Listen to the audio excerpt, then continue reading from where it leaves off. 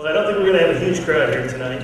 I'd like to welcome everybody to the January 26th Superintendent's Public Hearing on the 2012-2013 budget. There was some confusion on whether or not the meeting started at 7 or 7:30, so we may have some folks coming in about a half an hour. With any luck, my counts should be over by then. Tonight's hearing is designed to give the town of Wilton an opportunity to hear the administration's proposed budget for the coming year. It will be focusing on the 2012-2013 Wilton Public School District operating budget. As many of you know, the development of the budget begins in early October and carries through the fall and early winter. Some of the work, analysis, and evaluation that has brought us to this point includes the focus we placed on the district's strategic plan, review of enrollment projections for 2012-2013, the class size report, the district's use of current and future technologies, the testing report, and our ongoing contracts and facilities and maintenance requirements.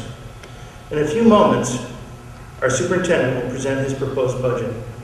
On behalf of the Board of Education, I would like to thank Dr. Richards, his staff, and all of the employees of the Wilton Public School District for their hard work, dedication, and thoughtful consideration in putting this budget together. Thank you. Following Dr. Richards' presentation, the public will have the opportunity to comment on it.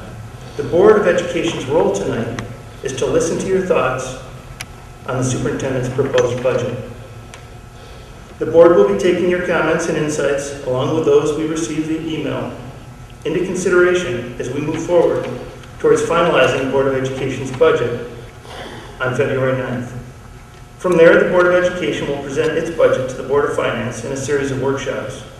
The dates and locations of those meetings can be found on the Board of Education's website. Those meetings culminate with a town budget, which you will be asked to vote on. Following the public comment section, the hearing will be adjourned and the board will reconvene for a brief meeting. I would now like to turn the meeting over to Dr. Richards.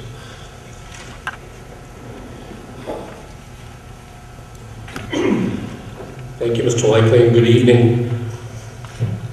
I'd like to add my welcome to you all this rather dreary evening, but hopefully we'll provide some information that will be helpful to the community as we go forward in the budget process that Mr. Likely just described.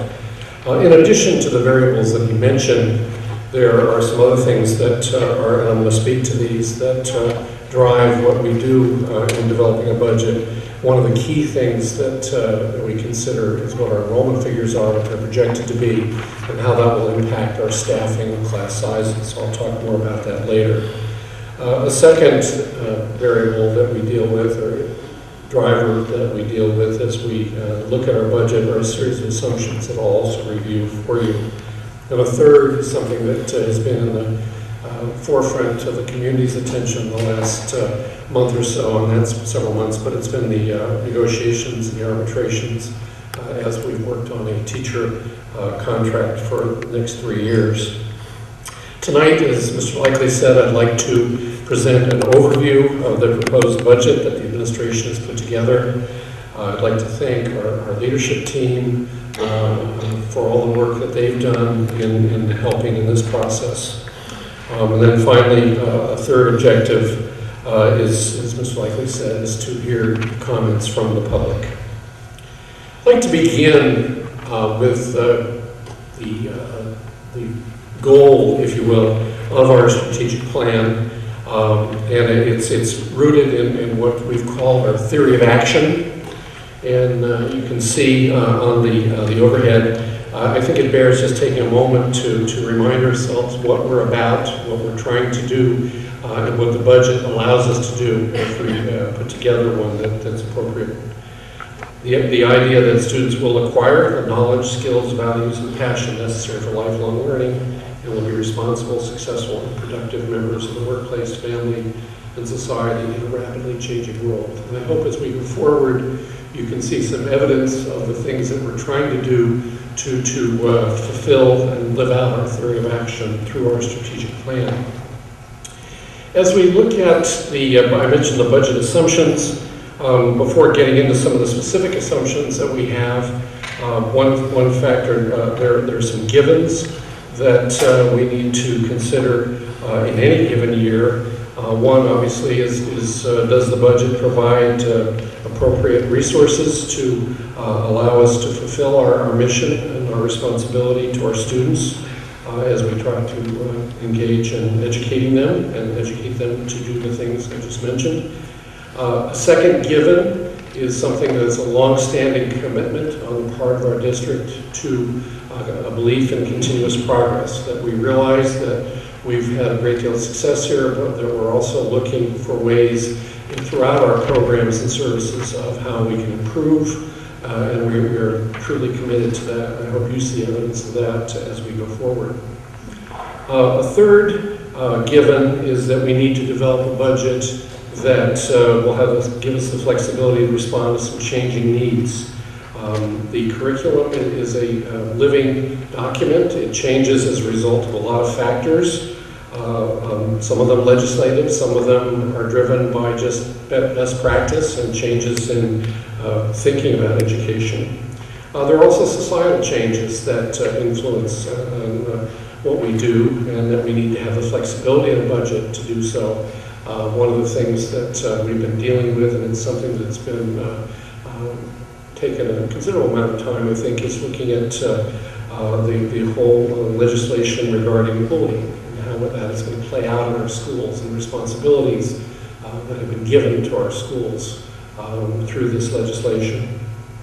Another given is that we provide money to maintain and improve our school facilities in each budget. In terms of the assumptions themselves, one of the assumptions is that we want to try and maintain the school structures we have. We've got we've reconfigured and reconsolidated Miller Driscoll under Sheriff Jensen Gerner's leadership. The grade level organization pattern there and the cottages system that we put in place, the houses that we have at Cider Mill, and the team structure at Middlebrook. Second, nothing that we do in the schools matters if we don't really retain the highest quality staff and help them grow as professionals. A third assumption is that the budget will be able to help us meet our practices and as are related to class size, as that is extremely important to the work that goes on in our classrooms. A fourth assumption supports something we've done a lot of work on for several years now, continuing to work on looking at what kind of curriculum do we want to have for students who are going to live and work well into the 21st century, and how do we make it as rigorous and relevant as we possibly can. Another assumption is the need to fund technology, not only the projects and the equipment, but the infrastructure to allow us to use technology as an important instructional and administrative tool. A given, but is also one of our ongoing assumptions, is that we meet the federal and state mandates. I think this is seen very clearly, particularly in our programs in special education, which, as you know, comprise roughly 20% of our operating budget. That the budget will fund the Board of Ed policies and practices. Mr. Likely referred to the strategic plan, and that is something that you'll hear more about tonight. That it meets all of our contractual obligations. Another one that we've spent a lot of time with, particularly in the last 5 years, during the very difficult times we've been in, are the cost containment efforts. And finally, this is something that it's our responsibility as an administration, as a board, to develop a budget that represents values in the eyes of our community, because ultimately the community will vote on the budget that is adopted. With regards to cost containment efforts, I mentioned a minute ago the Teacher Arbitration Award. As many of you know, there were 19 issues at stake in this arbitration for a 3-year contract. I'm going to focus, just for purposes of this budget, on two that are the most relevant. One was the fact that through the arbitration process we were able to have a salary freeze in year 1 of the contract. And the second is the fact that we were able to implement a high deductible health savings account, health insurance program. Before going on, I'd like to offer thanks to not only our Director of HR, Ellen Andrews and Ken Post, but Mr. Likely and Ms. Burke and Mr. Bray, who served on the negotiating team, and also to Lynn Vanderslice, who during the arbitration hearing presented, I think, a compelling argument talking about the conditions of the town that I think was most persuasive in helping us arrive at a settlement that helps us contain salary costs. And we'll talk more about that in a moment. The second aspect of cost containment that I believe merits mentioning tonight is the energy savings. Over the past 7 years, and we've been tracking this very carefully, as you note, that we've saved 26% on our electricity usage and our heating oil by about 16%. So I think that's something that we want to continue working to contain energy costs in a variety of ways. A third cost containment initiative that we've undertaken this year is that we had a 5-year contract for our school student transportation. We put out an RFP to this. We received, I think, 5 proposals. We are working through that, and we believe that this will help us contain and hopefully reduce our transportation costs going forward. We're still in the process of that, and we should know within the next few weeks exactly what kind of costs we'll be looking at. But they will be at least flat or possibly hopefully lower going forward. Another aspect of cost containment that's not new, but where we continue to engage in it wherever we can, is in consortium purchasing. For example, paper, other goods that we buy in consortium to try and get better costs. Our partnership with the town, the collaboration with the town is important.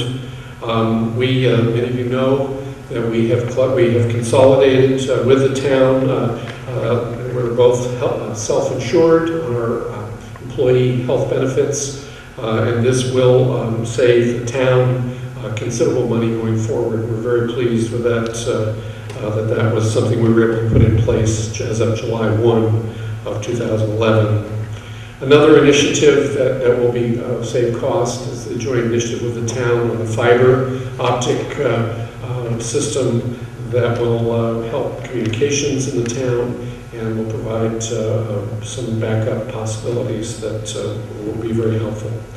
A third is the collaboration with the town on our heating, diesel fuel, and electric generation. So this is something that we do in concert with our town that saves money, as well as bidding out, joint bidding of property and liability insurance. So these are some examples of the ways we're trying to work with the town.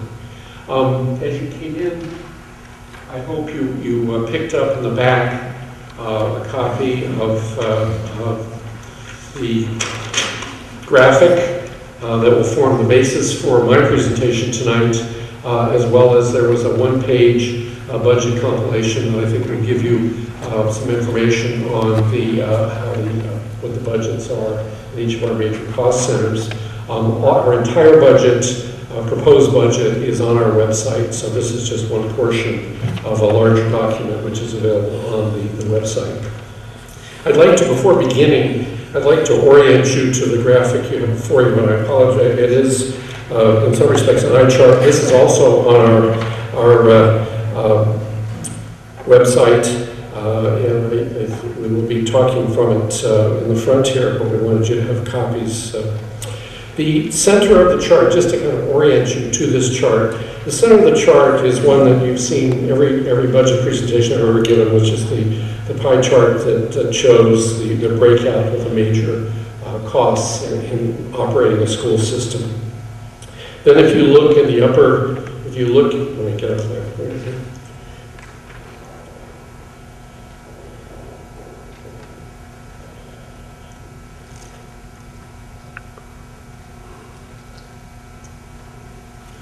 If you look up in this corner, you can see the salary, the breakdown of salaries, which I'll speak to. Down below, you'll see the projected class sizes and the staffing, proposed staffing changes that we have in this budget. In the center section here on the top, you can see the employee, refers to employee benefits. In the section next to that, buildings, operations, facilities. If you look in the right-hand column is supplies and equipment on the right-hand side. And then the last slide that we will talk about is one that we call the building blocks, that talks about how what are the components of the increase that we've proposed in this budget, and how does it all play together.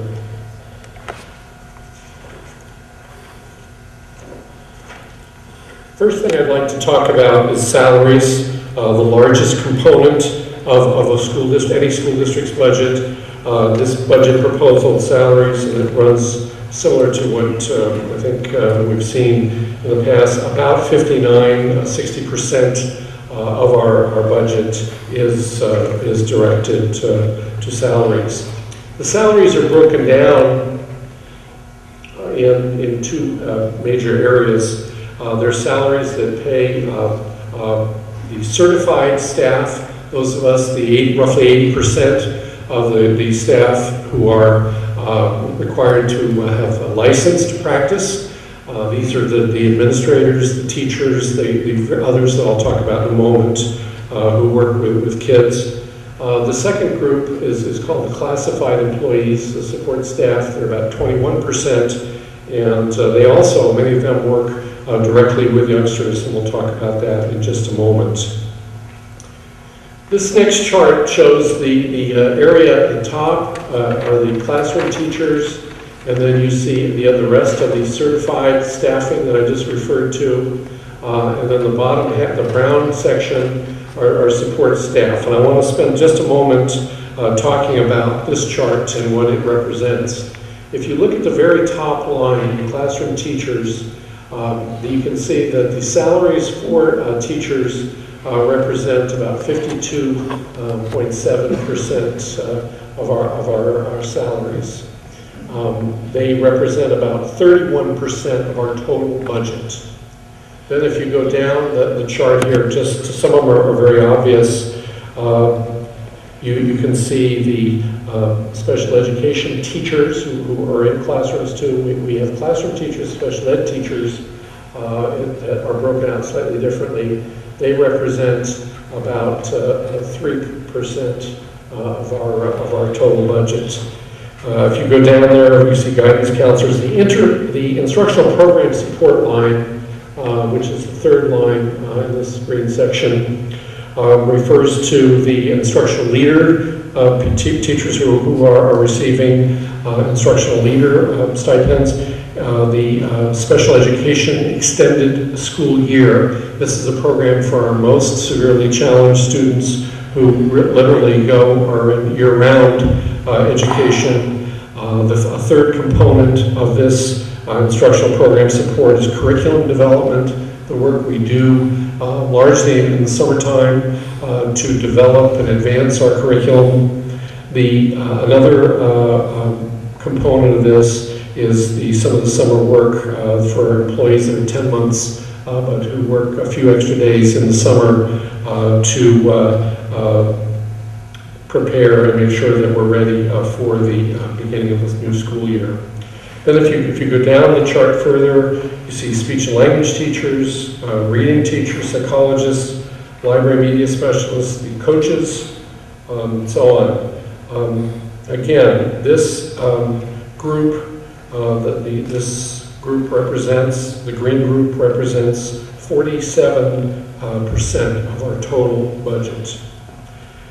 The classified group down below in the brown category, they're fairly obvious. The first group, student support, merit some explanation. This is largely the paraprofessionals, lab techs, library media assistants, some of our bus aides. This group represents about 5.5% of our total budget. And then you can see the other categories. This group, the support staff, represents approximately 12.3% of our total budget. One of the key points, and I'll speak to that in just a moment. One of the key points, if you go back, I'm sorry. One of the key points, I think, is the percent increase. And I think we're looking at a 1% salary increase for the entire district for the coming year. And I think this is largely a result of the fact that we have had some, we were able to get a 0 in the first year of the teacher contract, and then our other bargaining agreements, we had very favorable salary situations. So we were able to keep that at a 1% figure. The next, I'm sorry, Ken, now, this is another way of looking at the same data. What I think is important about this is to emphasize the fact that the vast majority of our staff, both certified and classified staff, work directly with kids, and I think it's fair to say that all of our staff affect the lives of kids in our school. But when you look at the adding up the various sections of this chart, when you look at, as I said, not only the classroom teachers, the special ed teachers, the guidance counselors, all of these people who are working directly with kids, it amounts to roughly 79% of the salary dollar that we're spending in our school district. The next chart, I mentioned that we do enrollment projections, and we also, from those projections, which are highly accurate, that we were able to project what our class sizes are going to be in the coming year. The enrollment projection for next year is relatively flat. We're looking at approximately 37 students over 13 grades fewer, which is about 0.8% decrease. In terms of class size, the goals that we have and longstanding practice, kindergarten through first grade, we try to keep it between 18 and 20, and then from grades 2 through 12, 20 to 22. And again, some of the numbers that we're going to give you are averages, some of them are far greater, and some are less, but I think this is what this chart shows as we look at it and deliberate over staffing for next year, is that in K2, we are within our guidelines. We're barely within them at 19.3 and 19.2. In grades 2 through 5, we're at the upper end of our guidelines as we're approaching 22 at each level. Then when you look at Middlebrook, grades 6 through 8, we're at the upper end in almost all of the categories, as is the case high school as well. So I think we've tried to be prudent in where we're staffing, and I'll show you, the next slide shows you what we're proposing with regards to staffing changes. What we're looking at Miller Driscoll is an additional 2 teachers, but what we've done because of enrollment is that we will have 2 teachers less, classroom teachers at Cider Mills, so that's a wash there. At Middlebrook, we're not looking at any additional staffing for next year. At the high school, we have fractional staffing increments that total 1.2 positions. We have some of that is to deal with enrollment in some of our core academic areas. What we've done to help partly offset that is we've eliminated a campus supervisor position, which is a .8 position that helps partially offset that increased staffing, bringing it to 0.4 FTE. The other area where there is some change is in special services. We're looking, and this is caseload driven based on the needs of the youngsters who show up in our classrooms, in our schools. We needed some additional staffing for, we've had a surge in the number of kids with some major hearing impairments, so that's a 0.4 FTE. We've reduced speech and language by a 0.2. We've also reduced a special ed teaching, part of a special ed teaching position, 0.1. We are proposing some additional social work time at 0.4, some additional psychologist time at 0.5, a little bit of OT, occupational therapy, physical therapy, 0.1, and some additional pre-K teaching time at 0.5. So the overall increase in staffing is 2.0 positions for the district going forward. I think one point I'd like to make in looking at this chart is the fact to remind people that we are sensitive to, as enrollment changes, we redeploy people, and where we can, we can cut out positions. And as we go forward into the future, as if the enrollment projections that we have, and again, they're only as good as they're only really reliable to about 5 years out, because those are the kids who've been born. As enrollment decreases, we will reduce teaching positions and positions in other areas. This next chart is not on the big graphic you have before you, but I think the red line shows the staffing, and the blue lines is enrollment. So you can see that beginning in 0809, you can see the drop in staffing that reflects some of the downturn in enrollment and also the financial position of the community. So that, again, as the enrollment goes down, we try to reduce staffing where we can commensurately. We have cut, as a matter of, as you know, in the past 3 years, we've cut approximately 28 positions in the school system. This next chart again shows this first column is what has been proposed, the change, the percent of change, the percent of salaries that each of these positions represents, and the percent of the total budget that it represents.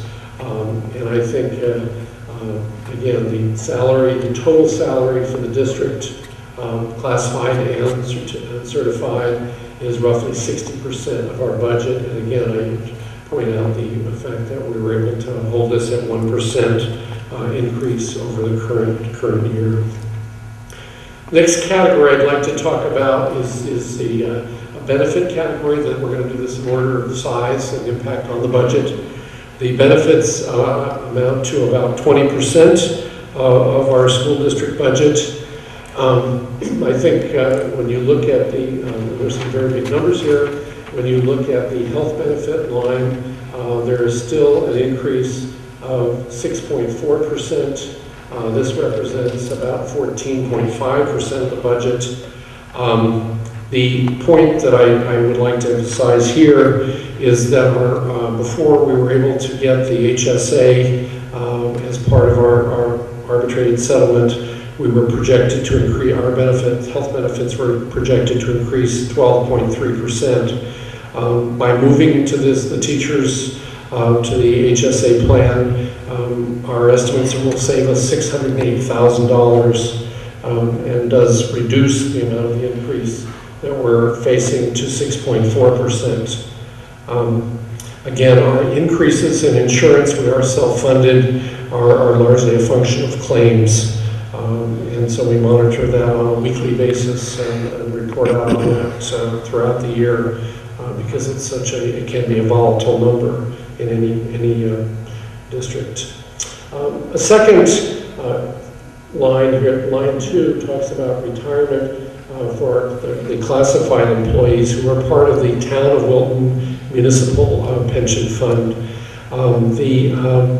There is a increased town. The actuaries look at the town pension plan, and there's an ongoing attempt to make sure that they can ultimately fully fund the pension plan for the classified employees of the town. Our contribution to this is roughly $341,000 increase over the previous year. I'd like to also point out, this is classified that the town does not pay into. The teacher retirement fund is a state fund. It's called Teacher Retirement Board, and the board doesn't make contributions to that. That's funded through teacher contributions, and again, it is a state fund, so indirectly taxpayers pay for it through state taxes, but it doesn't come out of the Board of Education, and then the teachers pay into their fund approximately 7.5% of their monthly salaries each year. So that the others are fairly, the FICA, the workers' comp, other lines. So our percent of our total budget, again, is 20%. This is going to go up about 7.7%. Would have been more in the 12 range or higher without the HSA experience.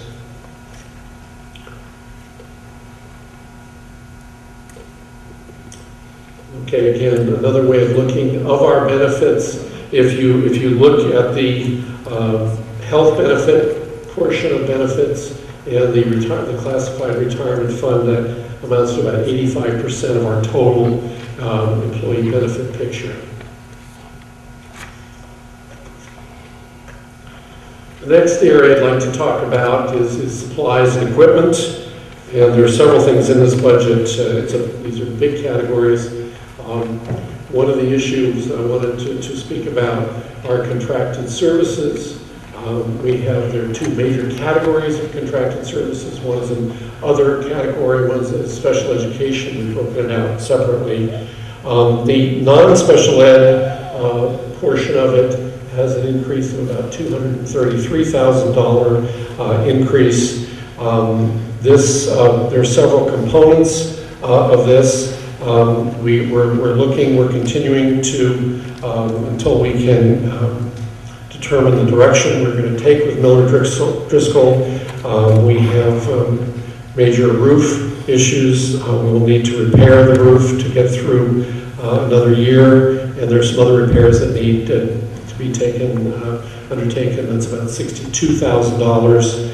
Another portion of this contracted services is funding for a data warehouse that we've been using extensively. It was formerly grant funded. It is a critical part of our state required scientifically based intervention, research-based intervention program to try and help at-risk learners. But it also gives us a wealth of data that we use to drive instruction, to drive improvement in instruction. A third component of this contracted services are other repair services, and a fourth component are technology support. The special ed is an increase in contracted services of about $98,000. We're looking at increased evaluations and direct student support based on expected increase in students referred for special education services. And again, because someone is referred for services does not mean that they are automatically granted such services. There are strict criteria that Ann and her staff apply and a process that we go through. But this is, we are seeing more evaluations. We're also seeing learners who have multiple challenges that are facing them. So we're seeing an increase in more complicated clients, if you will. A third part of this budget is something that we've talked about a great deal, and that's the outplacements for those students who are so seriously disabled that whose needs are so great that we cannot meet them and it's more cost effective to outplace them. There are generally on average about 20 such students. There's a decrease in this line. It's a good story. The decrease is about $422,000, which is as a result of a couple of factors. One is that several of our very high-cost students have aged out of the system. Many students we are required by law, the most seriously disabled, to educate at our expense until they're 21 years of age, and so we had some students age out. And a second factor was that we have continued to work hard to try and move outplaced students to lower cost public facilities such as cooperative educational services. And again, there's a space issue in all services, and we try wherever we can to find an appropriate placement, and when there's space in a public facility that meets a child's needs, we will place them there. So we were able to reduce outplacement costs of this proposal by about $422,000. The next line deals with equipment purchases, an increase of about $118,000. This is largely technology driven, some equipment in technology, both for administrative and instructional purposes, and that amount, as I said, to about $118,000. The instructional materials and supplies is textbooks, which are, as you know, if you've purchased textbooks recently, those of us who have college students especially, but high school books are not cheap. This is partly a result of deferring some purchases and some pent-up demand, but that has led that category to increase about $131,000. And then you see some other, I think the other categories are fairly self-evident what they include.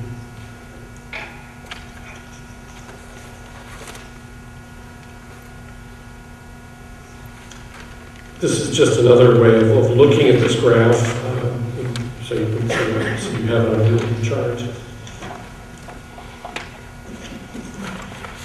One of the areas I didn't mention, and I want to, is staff training. It's an important part of what we do to help grow our staff, to meet changing curriculum, changing best practice. There are several things that the training will provide. One is to provide some additional training in best practices in instruction, particularly assessment. How do we better assess what students know and can do?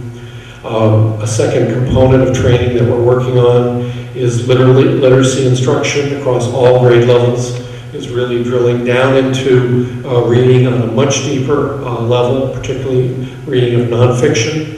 A third component of our training initiatives deal with I talked about the instructional data teams, including the use of the software that we're using, the RTI Studio that I referred to a while back.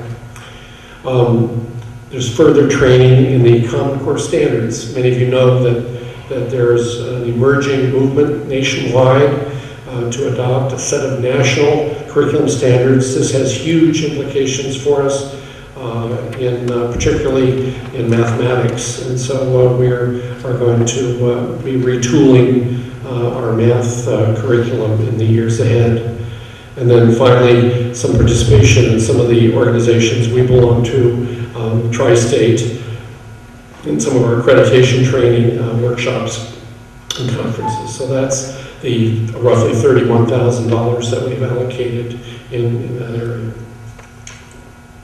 Sorry, where did those numbers relate to what we were just talking about? They were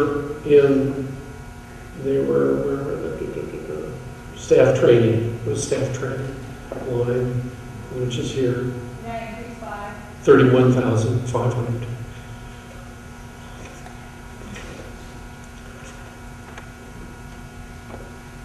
The next area I'd like to talk about is buildings, grounds, and operations and facilities. This represents approximately 11% of our total district budget. As I mentioned, the savings that we're projecting in budget lines for electricity and heating oil based on decreasing usage and greater efficiency within the building. The second component, or an important component of this, is and we spent a lot of time talking about it, is the what we call our capital and non-recurring budget. We have traditionally tried to put about $500,000 each year so that we can work through some of the ongoing maintenance work in our buildings. Last year we had about $230,000 in it, as opposed to the $510,000. It was less the year before. So we have increased that. That's about a 121% change, going from about 230 to 510. This represents overall this remodeling and major repairs, if you will, about 0.7% of our budget. Again, we try and prioritize the projects based on urgency, health and safety factors, as well as programmatic needs. And again, we're trying to address some of the projects that have been deferred for multiple years. Again, you can see that our utilities of our buildings, operations, and facilities category, the utilities are about 74%, and the capital non-recurring is about 17% of that budget category. Oh my God. We have a 5-year plan that you've seen each year for non-recurring site work. This column is the 12-13. You'll notice that we've deferred a number of projects to outline years. The projects that have still remain, we have at Miller Driscoll School, we have some dividers in the gym that are not very they're not in working order, haven't been in some time, and we really need to replace those. That's a $20,000 expenditure. At Cider Mill, we have some ceiling tile replacement that we need to do. We've been working, this is a continuation of a project to re-insulate the roof duct so that we don't lose some of the equipment on that roof because of the condition of the insulation that's there. And then some carpet and tile replacement in the building at $15,000. At Middlebrook, this has been something we've had on for a while. This is the replacement of the auditorium seating that you are sitting in tonight. And I wanted to, you won't be able to see this very well, but the other night at the board workshop, Mrs. Harris pointed out the sections that fortunately most of you are not sitting in, which are in need of replacement. The structure of the seats is gone, and we need to replace them. This is a project that's about $145,000. A second project that we've had for a number of years is the renovation of the band room, which is in sad shape. Also, we need some shelving, some storage for expensive instruments in that room. And there are some security measures that we're looking to put forth at Middlebrook, specifically some camera. We began that at the high school last year, and it's paid some dividends for us. So that's in the budget at $95,000. At the high school, we have an ongoing, we've been working through the building to refurbish some of the classrooms, some of the furniture that's in the classrooms that needs to be replaced. We have in the budget some dividers we operate multiple classes in the field house, and these dividers enable us to hold those classes in a safe manner and simultaneously. We've deferred a number of projects at the high school. We are looking to replace some classroom doors that need to be replaced, and then that's it. So at this point, we have about $510,000 in our capital and non-recurring budgets.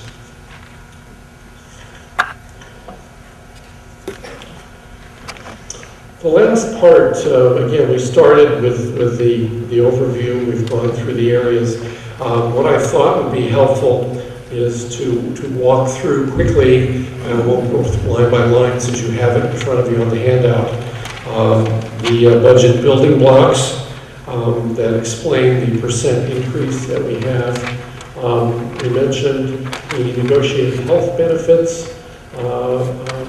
for existing staff, the increase in health benefit costs for next year are about for the whole district, about 1.29%. Second factor that I spoke of is the town retirement, the municipal pension for the classified employees. That's $341,000, and that's 0.47%. So if you look at those first two lines, our budget increase is at 1.76%, which is 2/3 of the total increase that we're putting forward. The facilities refurbishment that I mentioned increases the total budget by 0.39%, takes us to 2.15. A couple of the items I didn't mention, and as you can see, these go in descending order. There is a slight increase in substitute costs for substitute teaching, which is about $13,000. There's also some numbers that show some savings. The special education transportation is a reduction of $91,000. They talked about the decrease in utilities. Post-employment benefits have gone down about $327,000, and some decrease in the outplaced special ed tuition. So that the sum of all of the items here take us to a total budget, proposed budget of $74,600,000, which represents a 2.59% increase over the previous current year. We began, I'd like to drawing this to a close, we began the presentation, I began the presentation talking about our theory of action, which is the core of our strategic plan. It's what we believe, what we're trying to accomplish through the strategic plan. Talked at the beginning about some of the, what the then statement, these are a series of if statements followed by the then statement, what we hope to achieve. What this graphic shows are 4 of the 6 strands of the strategic plan: the academic and social emotional needs strand, technology, curriculum instruction, and community involvement. And in those areas, there are some examples of some of the work that we've been doing in the school system to advance our strategic plan. I think these bear, when you take a moment to look at some of the things we're working on in the academic and social emotional needs is looking at what kind of school climates we're going to have in our buildings. How are we going to address some of the things that are societal issues, the bullying issues? How are we going to deal with digital citizenship? As you know, some of the challenges that we're facing as a society related to cyberspace and the internet, and all the networking sites that have sprung up. We're also looking in this area. The state has required us to develop student success plans for students in grades 6 through 12. So we will be working to develop these plans as mandated. In the technology area, we've spent, and if you look at our website, at our tech plan, and look at some of the work that we've been doing, particularly with smartboard technology, some of the work we've been doing trying to improve our communication, not only with parents, with the community, the use of the EdLine system that we've put in, Power School, which has helped us communicate more effectively, I think, with parents, and has been a very useful tool. The attempt to try and expand some of the wireless infrastructure in our schools and so on. In the area of curriculum instruction, we've had some really, under Tim Canty's leadership, some ongoing work to try and improve, to develop very accurate and useful curriculum maps in all of our core areas. I mentioned efforts that we've had to try and make our curriculum appropriate to the 21st century, to recognize what kinds of skills are ongoing, which have always been part of our mission, what kinds of skills kids are going to need, different kinds of skills as they move into the 21st century, deeper into the century, to look at some of our work on assessment, to look at what we've been doing in reading, to look at some of the work I mentioned, to refer to with respect to the Common Core standards, and to look at how we're going to help those students who are at risk and help them achieve at higher levels. A fourth area that I think is really an important one, and it's an exciting one that we've enjoyed working with, is the community involvement, to try and more deeply involve the community in school-related programs and activities. One of the things that we've worked on, and we've had some wonderful experiences, is to try to bring our seniors in the community into our schools. We've had a series of concerts and other kinds of activities that I think have gotten good reviews by those who have attended, and we hope we can increase attendance and bring them into our community. The bottom part of this graphic are some selected results, some of the achievements of the system. Many of you have read in the paper, well aware that Middlebrook received the prestigious Blue Ribbon Award by the United States Department of Education. It's certainly a tribute to Julia and her staff here at Middlebrook. If we look at another indicator that we think is extremely important in this type of community, is the success and our students in gaining admission into the most rigorous competitive colleges in the country. Half of our class, more than half, meeting that goal. We've looked at our SAT scores, and while there's always room for improvement, I think the fact that we ranked first in the state in the reading and writing, and fifth in the area of math, so I think there's some good signs there. If you look at the advanced placement, during the last several years, we've increased the number of students who've been taking the most rigorous courses, the AP courses, and we've done that at the same time, have not sacrificed in the quality of results that our kids achieve on these tests. We were honored by the College Board that sponsors the Advanced Placement Program as one of 388 districts in the country to be recognized for significant gains in advanced placement success and performance. If you look at the number, and again, we're very proud of this, it varies from year to year. We had 9 National Merit finalists last year. With respect to the standardized performance data, are capped for the grades 3 through 8 and the CMT for grades 10. The good story is that we continue to see growth in each and every cohort over time. And it's a wonderful trend line as kids move through the system and more of them hit that mastery level, which is expected in this community.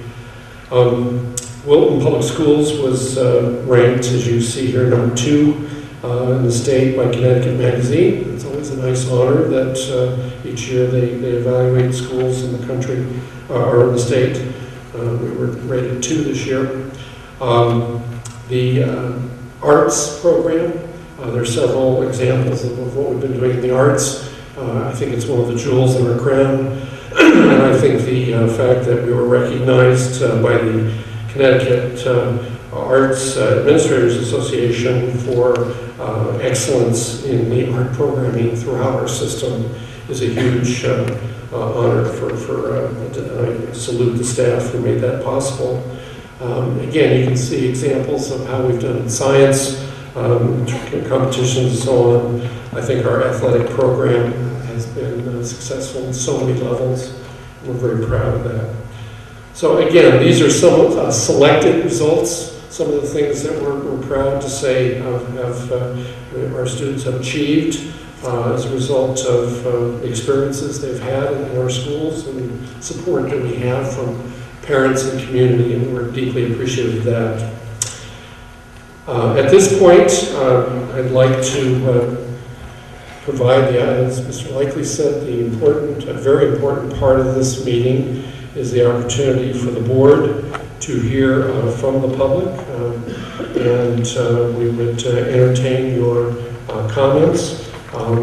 One of the things that I think we've been, and I'm proud to say that this has happened here, is that we've been able to have these kinds of public meetings and maintain an atmosphere of respect and good public discourse for our community, and I would hope that we can continue that this evening. So, having said that, I appreciate your attendance here tonight and would welcome any comments you may have at this time.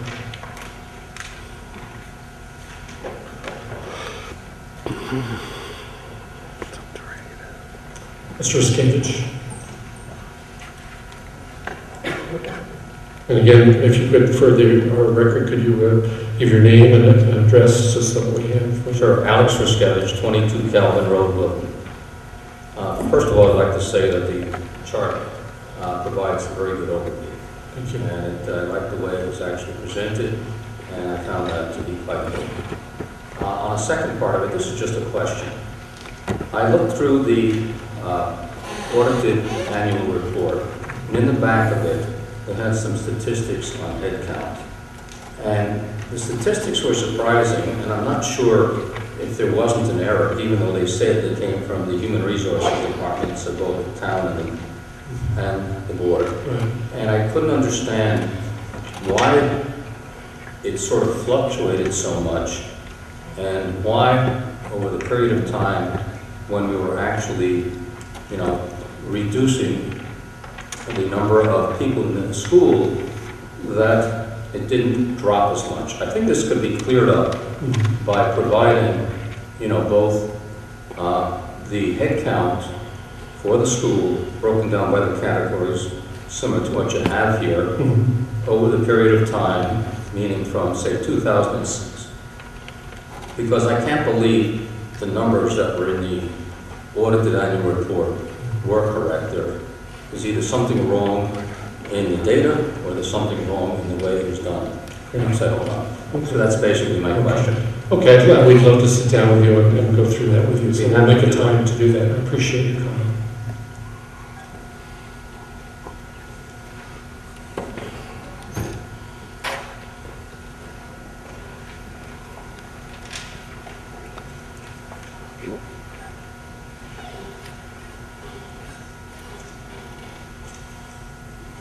Ken Darley, Olmsted Hill. Tight budgets. We've been hearing about tight budgets, and I know everybody's got a tough time putting them together. Seniors got tough budgets too. And so we've talked about revenue enhancement. Seniors do this by not leaving their jobs when they should retire. Schools, we've talked in fact, I think it was the Board of Finance last year, suggested that the Board of Education look at revenue enhancement. One way to do that is, of course, to do what many other towns in this area do, and that is pay for play, which is known as pay for play. Can I ask what where you folks stand on that? Are you considering it? I urge you to take a very hard look at it. Thank you. Thank you, Mr. Dartley. The board has, over the past few years, debated this topic, had, I think it's safe to say, some spirited discussions about the topic. I think there are arguments on both sides of the question, and at this point, we have not discussed it in this budget cycle, and it may or may not be part of the cycle going forward, the discussions going forward.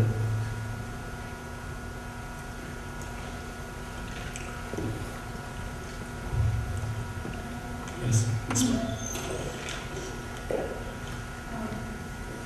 Thank you so much for your presentation this evening.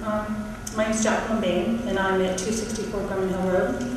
And I recognize that that we've saved a lot of money I'm guessing for the next 3 years due to the union negotiations and the favorable contract negotiations, and that we have sacrificed a lot in the last 3 years because of the expense of that particular contract previously. And we've foregone things like enrichment. And I would like to know is there any expectation that we can expect to get perhaps enrichment back or something? And when I ask about that, I'm not asking necessarily to spend more money, saying that because we now have a more favorable situation as far as expense for wages and benefits, that we spend more money, but because obviously our economic situation globally, which becomes locally, hasn't improved that much where we can actually say, okay, we've saved here, we're going to spend more here. But how are we going to address the fact that we have lost some of the services that parents moved here because we expected to receive? And furthermore, with these, I'm sorry, this is so many parts, but with the teachers' contracts and things like that, how do we assess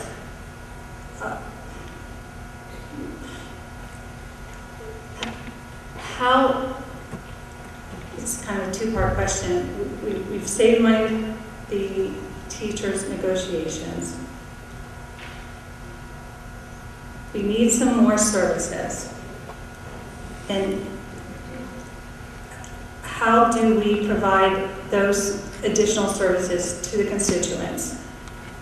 And also, I guess this is a totally separate question, is there a way that we can pay teachers in such a way that we can keep the best teachers? It's more of a, I apologize, it's more of a,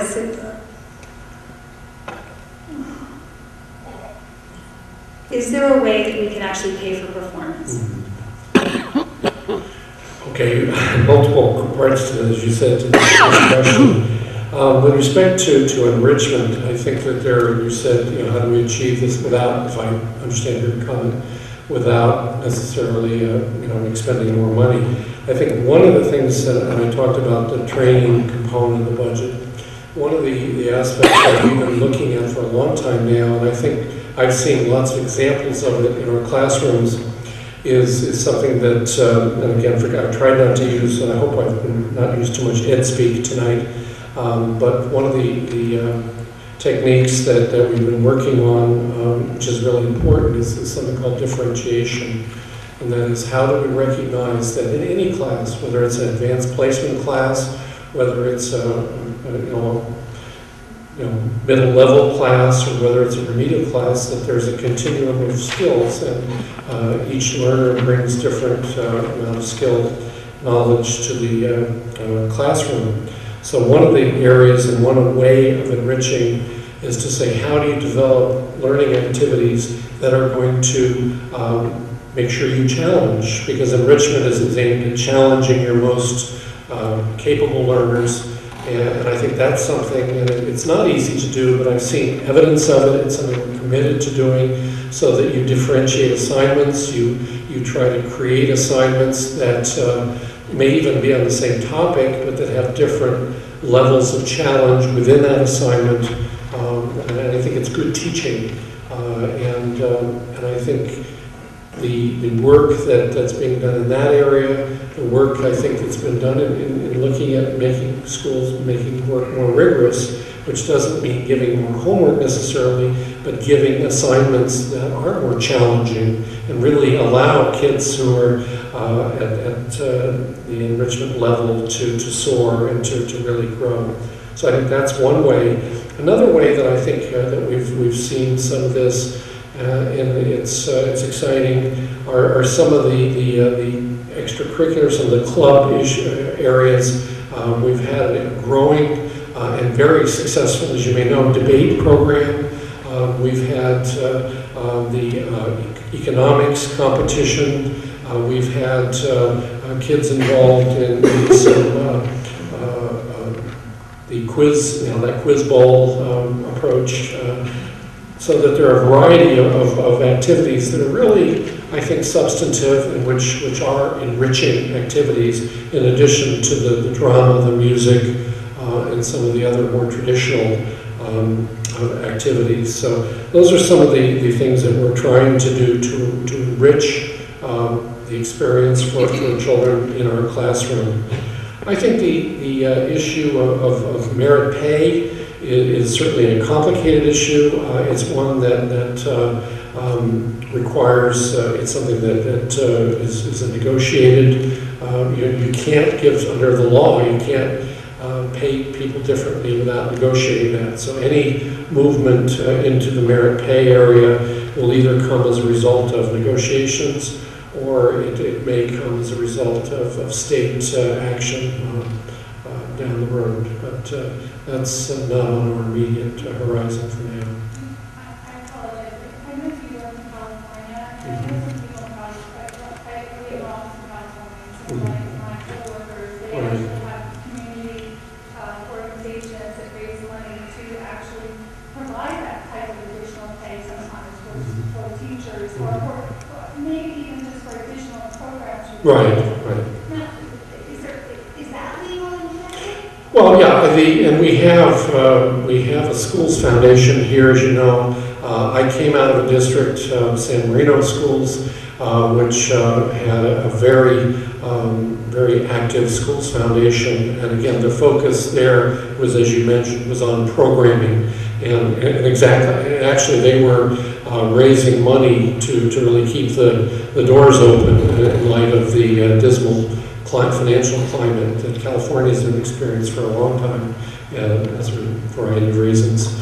But the programming that, and they've ramped it up a great deal in the years I've been gone, 18 years from California, but schools foundations, as you mentioned, play a huge role there. Our foundation, last year, under Kit Smith's leadership and a terrific board and hardworking volunteers, raised about $75,000 for the schools. That helped us buy some additional technology, that helped us provide some summer staff development, and that supported arts programming in the schools. So they have continued to try and raise the bar and to turn over everything they make literally to the schools. So that's something we have, many of us, the principals, myself, Mr. Candy, have been involved in trying to support board members, have tried to support their initiatives. So we'll continue to work to try and support the budget in that way. Yes, sir.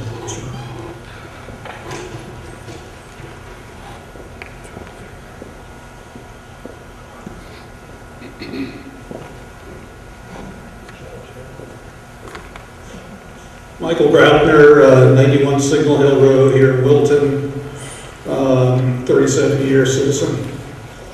First of all, I'd just like to say it's nice to see some new faces up here, and my sense is that we have a kind of a new way of doing things now through you folks, that there's a lot more openness and that there's a lot more transparency, and I have to use the word honesty and take that for however you want to take it.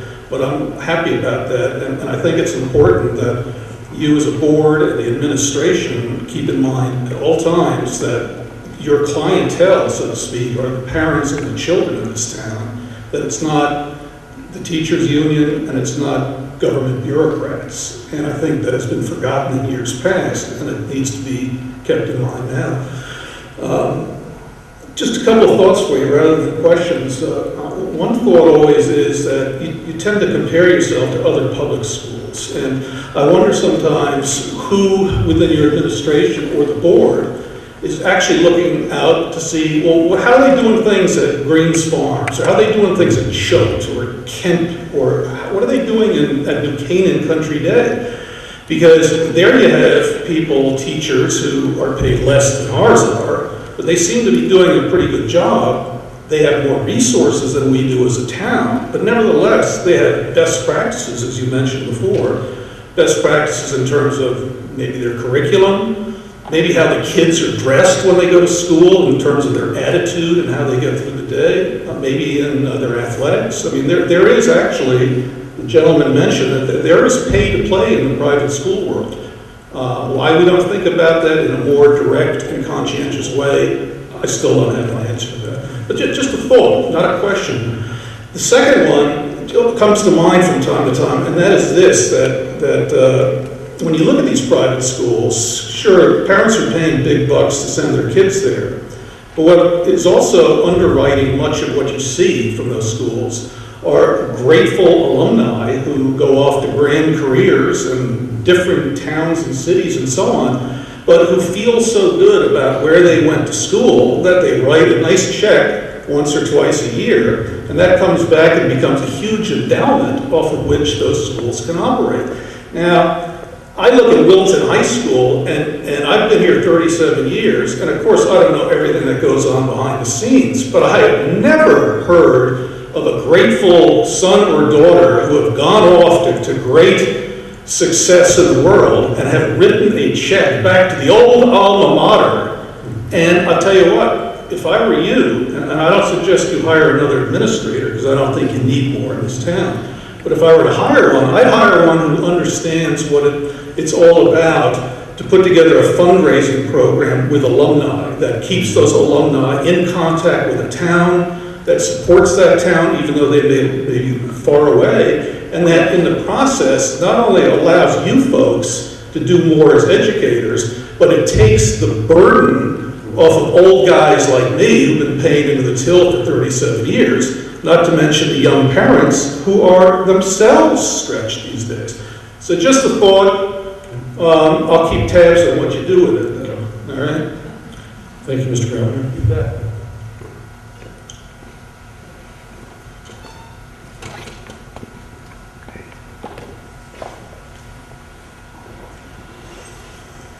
Hi, I'm Stacy Cremary, Dublin Hill Road. I'll apologize ahead of time if my voice shakes. It's been a while since I've been speaking out publicly. I just wanted to thank Dr. Richards and the administrator for the hard work that you did on this budget presentation.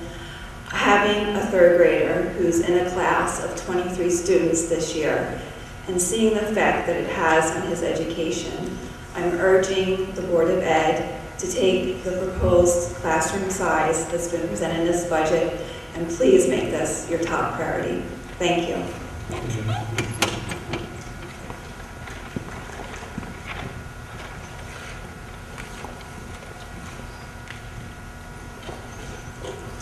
Maria Wilcox, Brandon Circle. Thank you very much for this terrific presentation. I think anyone who looks at it can see that we're still trying to control our costs. And you've gone through all the numbers, a fine-tooth comb, and I think it's hard to argue that you're really trying to save costs and keep everything in line as it has been the past couple of years. Again, kudos for the class size change for the going up to fourth graders. Happy to see that, as Stacy just said, that class is really taking it hard this year from having kids that are in that class. So I applaud you for doing that and hope that that is a concern going forward. If perhaps this might change, but my hope is that you get what you get here. Just a funny question, I guess. Were the Middlebrook bathrooms ever renovated? And if not, that should still be on here, because if they haven't, the people in Wilton should know that, that we are still not renovating the bathrooms. Maria, they're on the capital, long-range capital plan, but we do need to do that.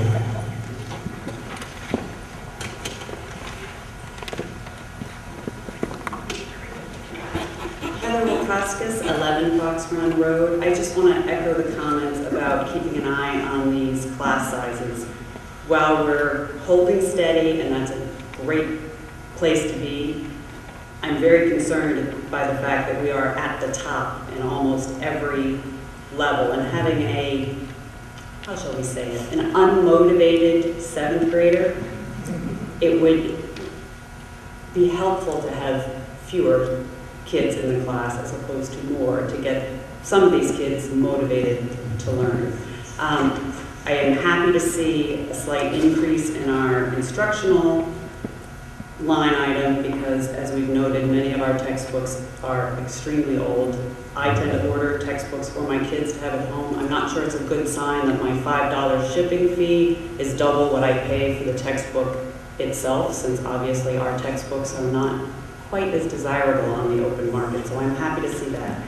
And a little comment on this public school versus private school. The one big thing that stands out to me is, so we're looking at a proposed spending of $14,000, a little over $14,000 per student. If you're looking at a private school, we're talking 37 grand or more, so big difference there. Thank you.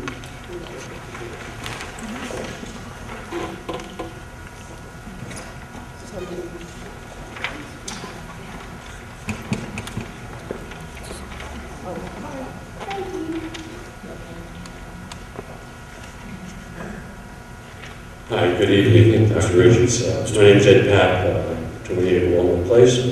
Thank you for putting this together. Ken, I've done a few budgets before, and I know how hard it is. Appreciate your work on this. A couple of questions or comments in question. The Board of Finance proposed a 1.7% increase. You're at 2.6%. So there is almost a 50% higher request than was proposed. It might be even worse than that because while you're reporting the prior year budget, the current year budget, you're not reporting the estimated actual for the current year, which would be of interest, I think, to all of us. It might help us understand what's going on. As I recall, there was something in the newspaper that there was a $3, $4, $5 million underrun from the prior year on the actual expense. And well, the medical benefits were much less. Yeah, medical benefits. Right. I think it was 1.5 million. What was the $4 or $5 million line item? Yeah, I think it's both, Mr. Papp. Both? Yes, Okay. I believe it is. All right. Okay. So what I'd like to see happen, which we've done in the town side of the budget, is compare the estimated actual to the proposed budget, rather than a budget comparison to another budget comparison. And I guess I've said that a couple of times in the past, because I fear that comparing a budget to a budget is comparing a guess to another guess, and that doesn't help us that much. If you had your estimated actuals and then built your budget off of that, then I think we'd have a better understanding of where the expense is going and where the expense is heading. And it would be easier, I think, to explain variances, and which would happen, obviously. So I would certainly like to see that. I think that's an important piece.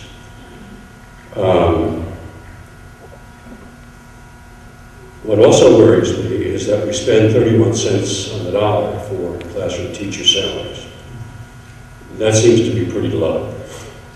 And we are concerned, and as a guy who hopes someday to be a senior and stay here in town, I'd like to make sure that we're getting the best bang for the buck. And I think that occurs when we have teachers in the classroom And if we're only spending 31 cents on the dollar for salaries for teachers, there's something amiss, I think. The class size, I think, could be improved if we looked at the administration, which I think is 17% of the total, 16.3. And then the custodial staff and all the other support is another 12. I don't think we're putting enough resources into the classroom. And that's going to get worse, I think, as time goes by with new technology. The iPad, for example, is going to replace textbooks in not too many more years. And we're going to have to pay for that one way or another.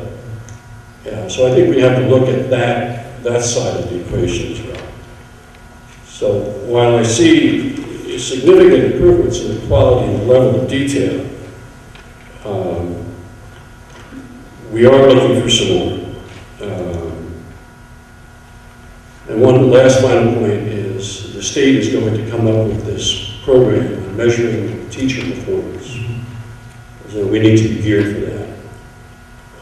And I don't know if that'll cost more money in responding to that state mandate, but I think that's coming down. So again, thank you very much. And again, it's refreshing to see that. And thank you for all the work that you've done in negotiating a contract with the teachers. I'd like to be able to think, though, that we could reduce the expenses that we have to take advantage of the savings that the teachers have put up with. So we're hoping for something a bit more flat. Thank you. Thank you, Mr. Mayor.